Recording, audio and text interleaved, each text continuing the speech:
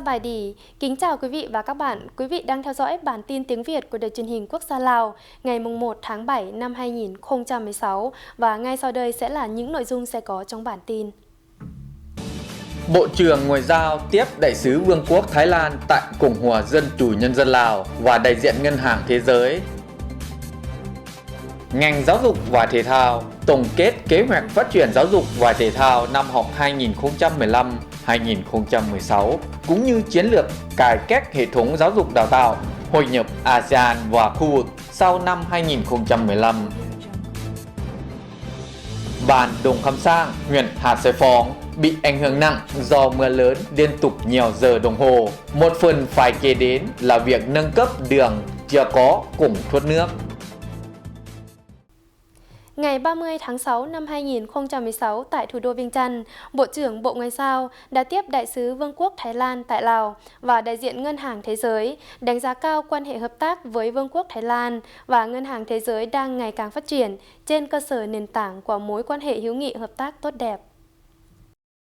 Tại buổi tiếp, Bộ trưởng Bộ Ngoại giao Lào, ông Salom Say Kommasit đánh giá cao mối quan hệ hợp tác với Đại sứ Vương quốc Thái Lan tại Lào, ông Noppadol Thepithak về kết quả làm việc với các bộ ngành của Lào trong nhiều năm qua của đại sứ là đóng góp quan trọng vào sự phát triển kinh tế xã hội của Cộng hòa Dân chủ Nhân dân Lào, khẳng định mối quan hệ hợp tác giữa Lào và Thái Lan ngày càng phát triển đi vào chiều sâu. Đại sứ Vương quốc Thái Lan tại Lào Noppadol Thepithak cảm ơn về sự ủng hộ giúp đỡ to lớn của chính phủ Lào, bày tỏ chúc mừng ông Salom Say Kommasit nhân dịp nhận nhiệm vụ công tác làm Bộ trưởng Bộ Ngoại giao, khẳng định trong thời gian sắp tới, đại sứ sẽ làm hết sức mình góp phần củng cố và tăng cường mối quan hệ hợp tác với Cộng hòa Dân chủ Nhân dân Lào phát triển lên tầm cao mới. Cùng ngày, Bộ trưởng Bộ Ngoại giao ông Salom Say Kommasit đã tiếp đại diện Ngân hàng Thế giới tại Lào, bà Sally Birmingham. Tại buổi tiếp, Bộ trưởng Bộ Ngoại giao chúc mừng và đánh giá cao đại diện Ngân hàng Thế giới tại Lào, bày tỏ tin tưởng về những năm gần đây, đại diện Ngân hàng Thế giới tại Lào đã góp phần củng cố và tăng cường mối quan hệ hợp tác với chính phủ Lào, đã có những thành công tốt đẹp trên nhiều lĩnh vực. Đó là những đóng góp rất quan trọng vào sự phát triển kinh tế xã hội của Lào. Đại diện Ngân hàng Thế giới tại Lào, bà Sally Birmingham cảm ơn về sự ủng hộ giúp đỡ to lớn của chính phủ Lào, bày tỏ chúc mừng ông Salom Say Kommasit nhân dịp đã nhận nhiệm vụ công tác làm Bộ trưởng Bộ Ngoại giao, khẳng định trong thời gian sắp tới sẽ làm hết sức mình góp phần củng cố và tăng cường mối quan hệ hợp tác giữa Lào và Ngân hàng Thế giới phát triển lên tầm cao mới. Căn cứ nhiệm vụ năm học năm 2016-2017 của ngành giáo dục và thể thao, tổng kết kế hoạch phát triển giáo dục và thể thao năm học năm 2015-2016, cũng như chiến lược cải cách hệ thống giáo dục đào tạo hội nhập ASEAN, khu vực và thế giới sau năm 2015. Sáng ngày 30 tháng 6 năm 2016, Bộ Giáo dục và Thể thao đã tổ chức hội nghị giao ban lãnh đạo ngành giáo dục và thể thao năm 2016. Tham dự và chủ trì hội nghị do bà Seng Điền La Chantabun, Bộ trưởng Giáo dục và Thể thao, giáo sư tiến sĩ Bò Viêng Khăm Vong Đà La, Chủ tịch Hội đồng Khoa học Quốc gia, Bộ trưởng Khoa học và Công nghệ cùng với Bộ trưởng, Thứ trưởng, lãnh đạo Sở Giáo dục và Thể thao tỉnh thành trên cả nước,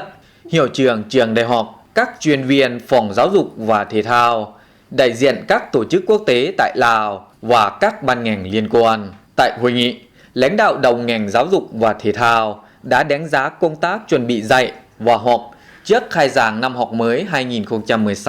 2016-2017, báo cáo thực hiện tổ chức kế hoạch phát triển giáo dục và thể thao năm 2015-2016, báo cáo thành công các lĩnh vực thể thao năm 2015-2016 và định hướng nhiệm vụ năm 2016-2017, báo cáo tài chính dự thảo ngân sách tài khóa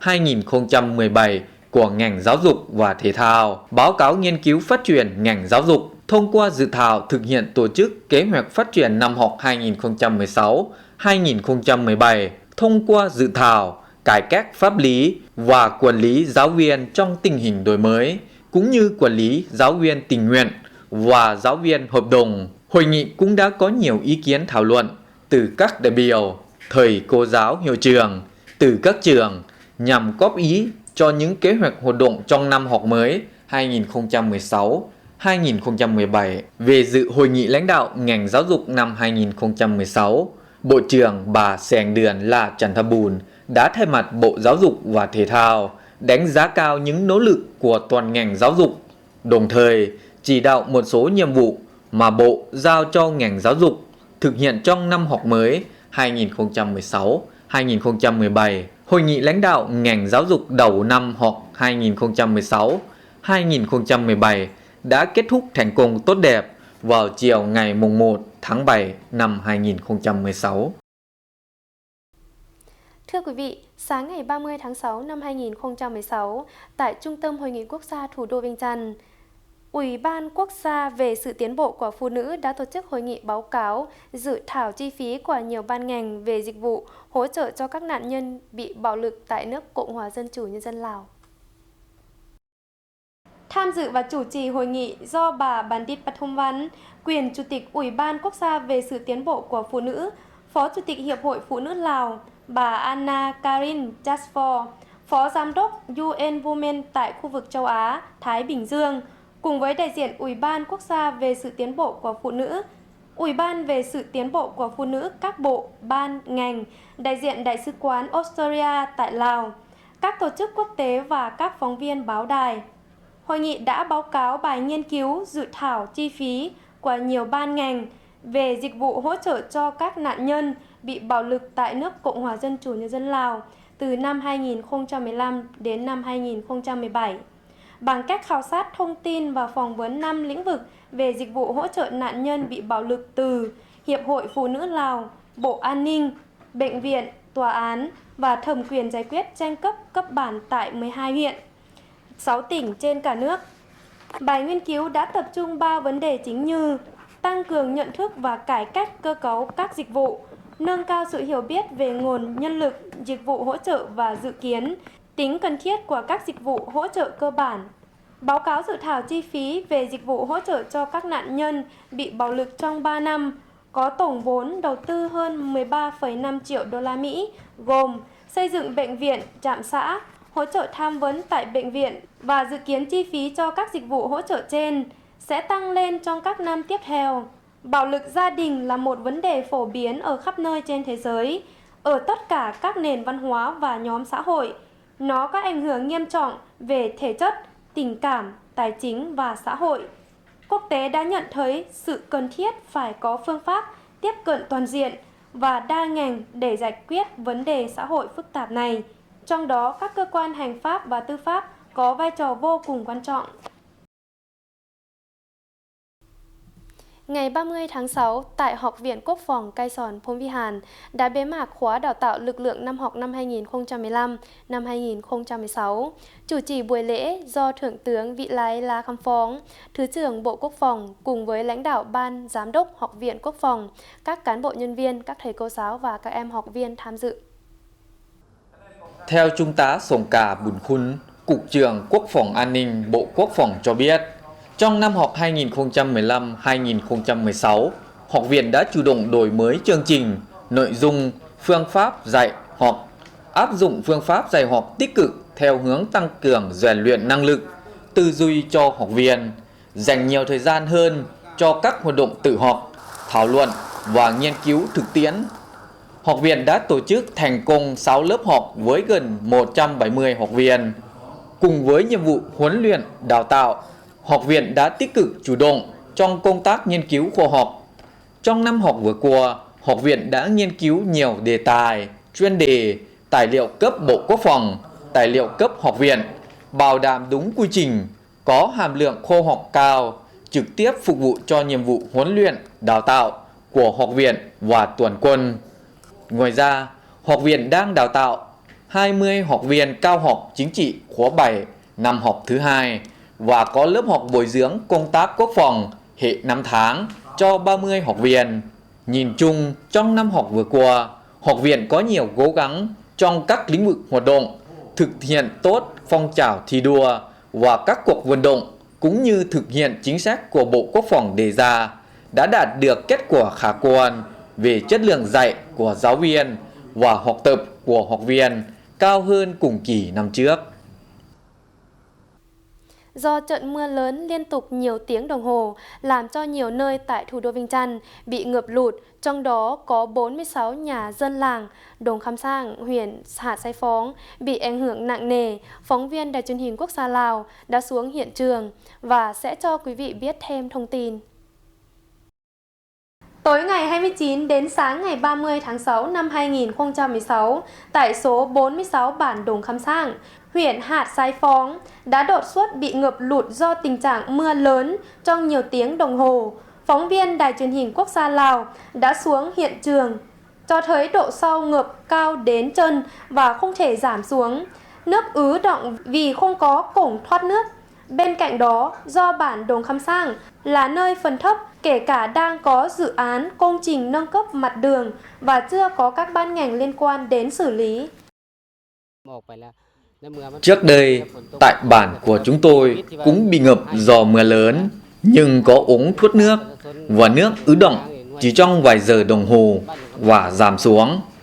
Nhưng đến nay, do đang có công trình nâng cấp mặt đường và không có ống thoát nước, nhà dân của chúng tôi bị ngập lụt nặng và gây khó khăn cho người dân trong bản. Năm nay làng của chúng tôi bị ngập lụt rất nặng, gây khó khăn cho việc đi lại buôn bán. Như tôi là người buôn bán, do mưa lớn bị ngập lụt thì nhiều thu nhập. Tôi đề nghị cơ quan, ban ngành xuống xử lý, vì chỉ có mưa lớn một đêm thì ảnh hưởng cũng khá nặng nề. Nếu mưa lớn liên tục nhiều ngày, sẽ gây khó khăn nặng hơn nữa. Chỉ mưa lớn một đêm bản Đồng Khăm Sang đã bị ngập lụt sâu. Nếu mưa lớn liên tục nhiều ngày thì cũng sẽ gây ảnh hưởng nặng hơn, làm cho người dân và người buôn bán trong bản sống trong tình trạng khó khăn. Trong đó, nước ứ đọng nhiều ngày cũng sẽ gây nhiều căn bệnh nguy hiểm như sốt xuất huyết, dịch hạch, bệnh tiêu chảy và các động vật có nọc độc nguy hiểm. Bộ Công Thương Lào phối hợp với Bộ Thương mại Vương quốc Thái Lan đã tổ chức hội chợ triển lãm hàng hóa Top Thai Brand năm 2016 tại Trung tâm Thương mại Lào Etec thủ đô Viêng Chăn. Tham dự và chủ trì có Thứ trưởng Bộ Công Thương Somchit Inthamit và Đại sứ Vương quốc Thái Lan tại Lào Noppadon Thepithak cùng các cơ quan liên quan và các đơn vị kinh doanh của hai bên tham dự. Hội chợ triển lãm hàng hóa Top Thai Brand 2016 với mục đích khuyến khích sản xuất hàng hóa, quảng bá sản phẩm cho các đơn vị kinh doanh vừa và nhỏ, cũng như nâng cao lĩnh vực sản xuất, khai thác tiềm năng và khuyến khích hàng hóa giữa hai nước, tạo ra thị trường quảng bá và buôn bán sản phẩm của mình đáp ứng nhu cầu trong nước và quốc tế. Hội chợ triển lãm năm nay có quy mô hơn 30 đơn vị tham gia gồm các mặt hàng gia dụng và dịch vụ chất lượng cao. Đến với triển lãm, người tiêu dùng sẽ được mua sắm các sản phẩm có chất lượng từ Thái Lan. Ngoài ra, hội chợ còn có nhiều hoạt động như hướng dẫn nấu ăn, massage cổ truyền, đào tạo nghề ngắn hạn, quay số chương trình khuyến mại cho người tiêu dùng bằng vé máy bay du lịch Viêng Chăn Bangkok, Bangkok Viêng Chăn. Đây là dịp gặp gỡ, trao đổi kinh nghiệm và thiết lập mối quan hệ giữa nhà sản xuất, các nhà doanh nghiệp Lào-Thái. Với sự hợp tác này, doanh nghiệp sản xuất sẽ dễ dàng nắm bắt nhu cầu của thị trường. Các nhà kinh doanh phân phối sẽ có nguồn cung cấp sản phẩm ổn định với giá cả hợp lý. Hội chợ triển lãm hàng hóa Top Thai Brand 2016 diễn ra từ ngày 29 tháng 6 đến ngày 3 tháng 7 năm 2016. Thưa quý vị, ở phần cuối của bản tin sẽ là dự báo thời tiết. Bản tin Thời sự tiếng Việt ngày hôm nay đến đây là hết. Trân trọng cảm ơn quý vị đã dành thời gian để quan tâm theo dõi. Xin kính chào và hẹn gặp lại. Sabai đi.